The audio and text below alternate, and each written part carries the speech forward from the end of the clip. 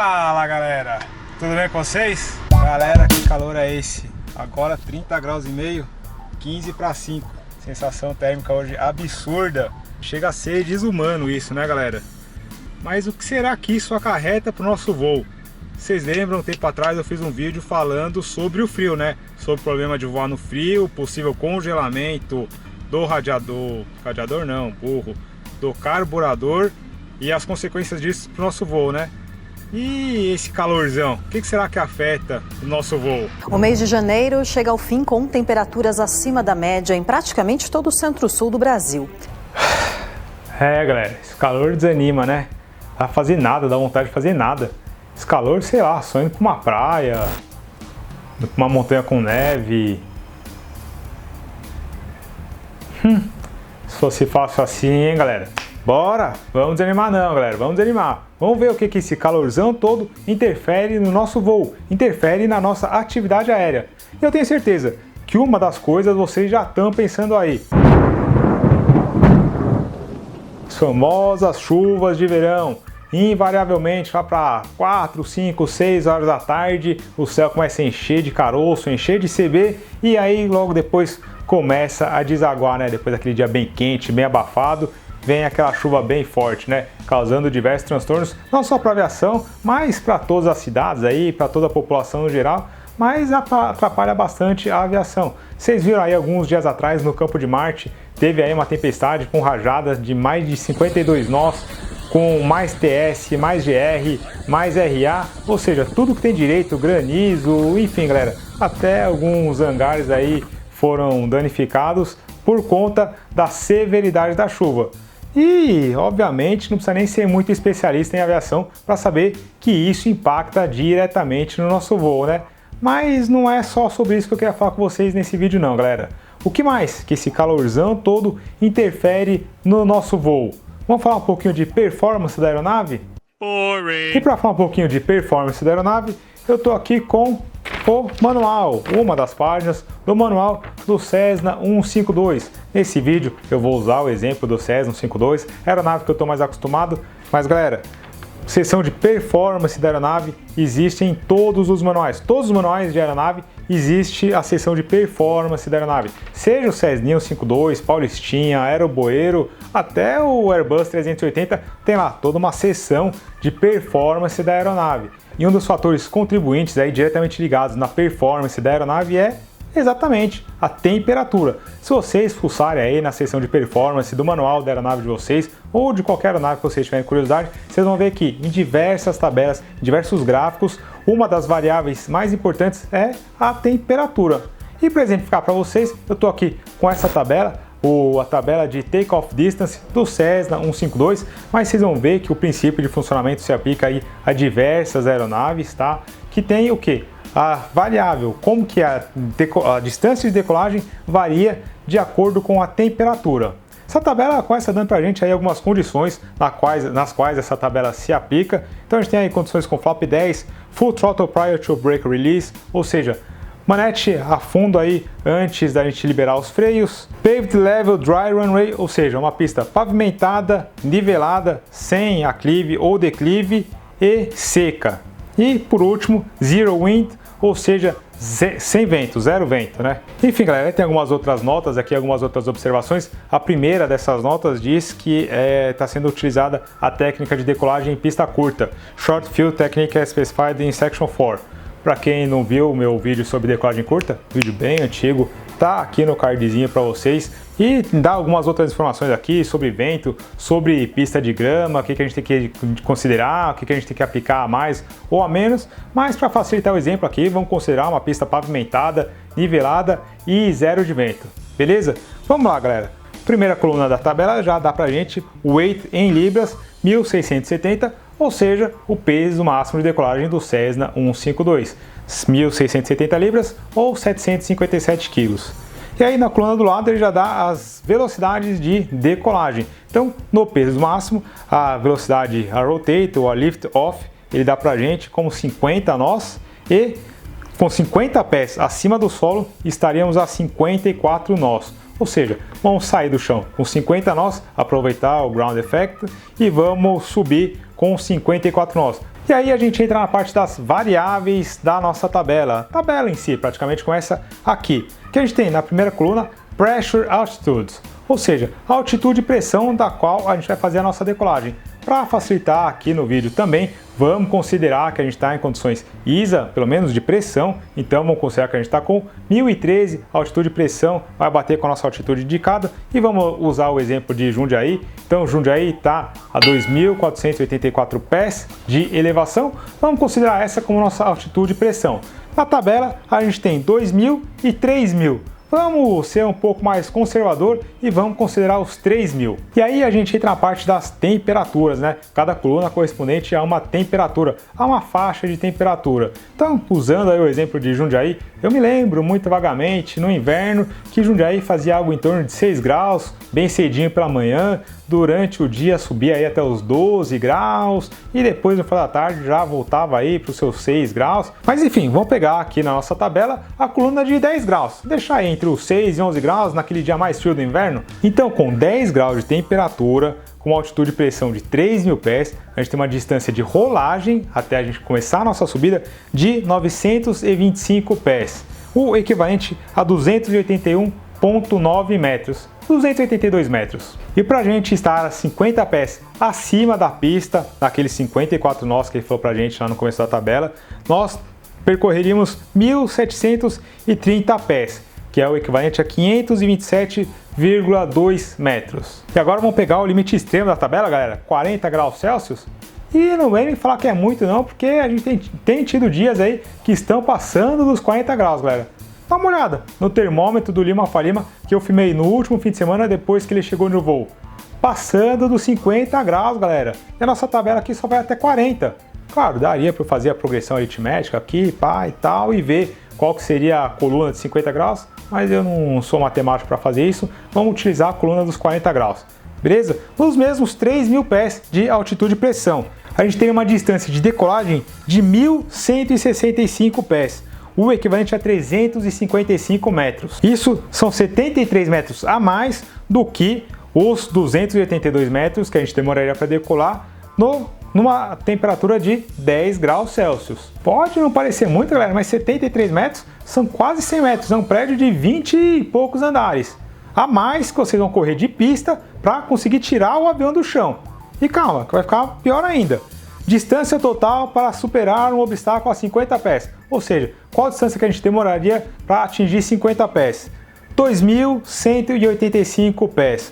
O equivalente a 665,666 metros. Isso são 138,7 metros a mais do que a mesma decolagem com 10 graus Celsius. A gente não mexeu em mais nada, só mexemos na temperatura. Vamos fazer uma brincadeira aqui, um exercício rapidinho?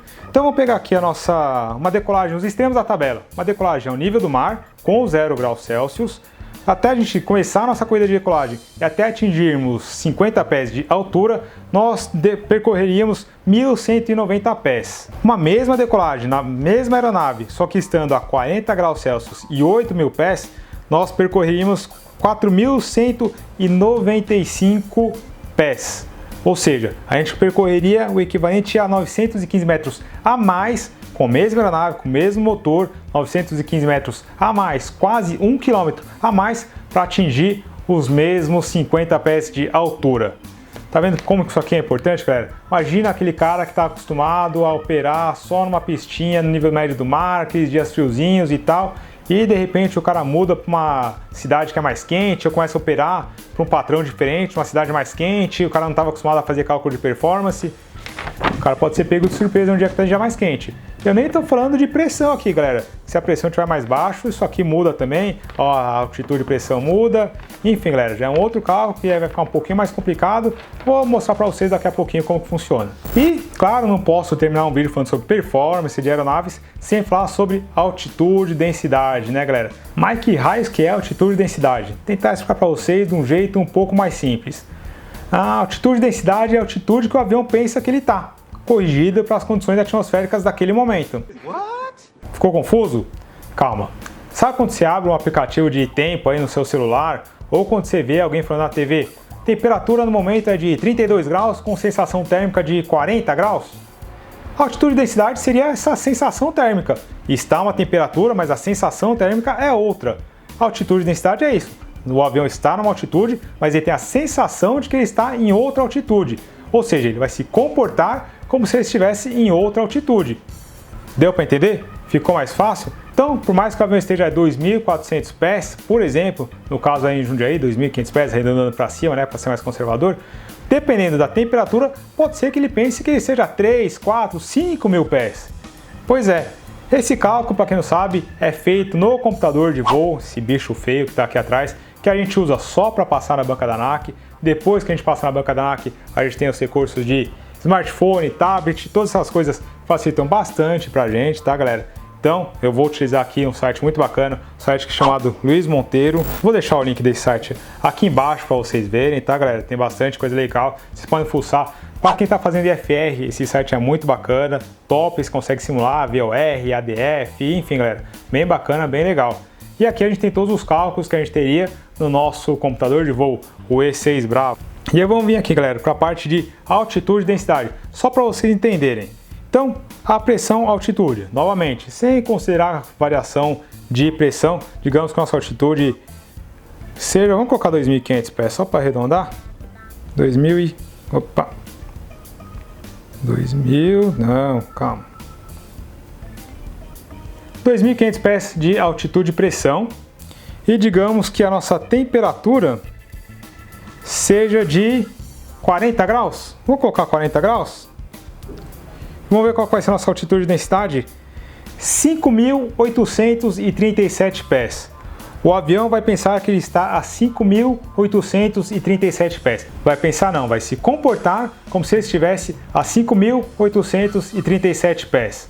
Deu para entender, galera? Como é importante calcular altitude e densidade? Então, galera, como que eu posso ter a mesma performance que eu teria a 2.500 pés se o avião está com uma sensação altimétrica ou está pensando, está se comportando como se ele estivesse a 5.837 pés?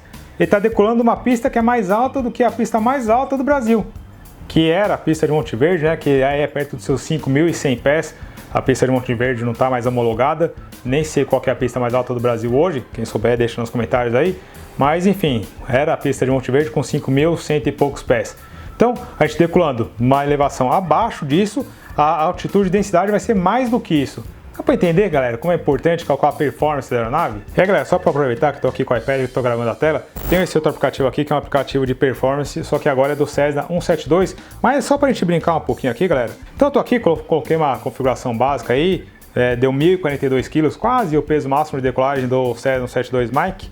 Então eu coloquei aqui a elevação da pista 2.500 pés e ele deu pra gente aqui com 25 graus de temperatura externa, ele deu que a gente percorreria 3.347 metros para a gente fazer o nosso lift-off, ou seja, para a gente sair do chão, e cruzaríamos 50 pés sobre a pista, estaríamos 50 pés acima da pista em 612 metros, tá, galera? Vamos aumentar essa temperatura aqui, ó. Você vê que à medida que a gente vai aumentando a temperatura, a distância aqui no desenho vai mudando, né? E o máximo que eu consigo chegar aqui são 40 graus e ele foi para 385 metros e 677 metros até a gente cruzar aqueles 50 pés. Vamos dar nossa pressão, galera, que é aquilo que eu falei para vocês que queria mostrar como funciona mais ou menos pro alto. Vamos diminuir nossa pressão. Aqui está 1021. Vamos diminuir. Olha como à medida que eu vou diminuindo a pressão, aqui ó, para 982, ele aumentou mais ainda a minha distância de decolagem, galera. Agora, para eu sair do chão, eu vou demorar 430 metros e para eu cruzar os 50 pés, eu vou demorar 761, percorrer 761 metros. E aí, se a pressão estiver bem alta, né, galera, estiver lá no topo, 1049 HPA, nunca vi essa pressão, mas enfim, se tivesse 1049 HPA, tivesse bem fresquinho, galera, opa, aqui eu mexi no, vou colocar 2.500, tivesse bem fresquinho, opa, tivesse 0 graus, bem friozinho, galera, a gente percorreria só 268 metros para sair do chão e 477 metros para cruzar os 50 pés acima da pista. Beleza, galera? É isso. Foi mais um bate-papo sobre performance da aeronave. Existem diversos outros fatores que interferem na performance da aeronave. Não dá para falar todos para vocês. Pode falar de aclive, declive, vento de proa, vento de cauda, pavimentação da pista, Enfim, galera, diversos fatores que entram na parte de cálculo de performance, sim, é importante que vocês saibam. Ao longo do tempo eu vou trazendo cada um desses fatores em vídeos aqui para vocês, mas eu queria aproveitar essa onda de calor que a gente está passando para mostrar para vocês que sim, o calor impacta negativamente na nossa operação. Então, a próxima vez que você for decolar, vai lá, dá uma olhadinha aí no manual da aeronave, vê qual que é a distância que você vai demorar para sair do chão, qual que vai ser o tempo de subida até atingir os 50 pés, até para você não ser pego de surpresa aí num dia muito quente e achar que a performance da aeronave não está do jeito que você queria. Beleza? Então é isso, galera. Se eu trouxe alguma informação nova para vocês, alguma informação bacana, dá aquele joinha bacana, vamos fortalecer o canal, compartilha com mais gente aí, com o pessoal que está estudando aviação, com certeza eles vão gostar de saber esse tipo de coisa. Ah, galera, antes de acabar o vídeo, aqui embaixo na descrição do vídeo tem o link para quem quiser comprar o calendário do meu amigo Ricardo Beccari. Ricardo Beccari do programa Porta de Hangar, tá aqui no cardzinho, então já clica aqui no cardzinho, vai lá pro Porta de Hangar, assiste as entrevistas top, se inscrevam lá no Porta de Hangar e comprem o calendário do Ricardo Beccari, tá aqui embaixo na descrição para vocês comprarem. Já estamos em fevereiro, hein, galera? Tá esperando o que para comprar? Se bem que esse calendário é tão top que não precisa nem ter os meses para vocês comprarem, hein? Tá aí, compra aí na descrição. Ah, falando em calendário, galera, eu fiz o sorteio, vou deixar o link aqui embaixo também, para quem quiser ver como foi o sorteio. Eu fiz pelo Instagram, quem ganhou foi o Vitor Serré. Vitor, obrigado aí pela participação. Se você quiser ver como foi o sorteio, tá aí, não sei se você viu no Instagram. Fiz ao vivo no Instagram junto com o Beccari, inclusive ele assinou o seu calendário, daqui a pouquinho deve estar chegando para você. Beleza? Então é isso, galera, vejo vocês numa próxima. Curtam, compartilhem, ativem o sininho, toda aquela coisa que vocês já sabem. Dê um joinha e eu vou ficando por aí. Valeu, galera! Até mais!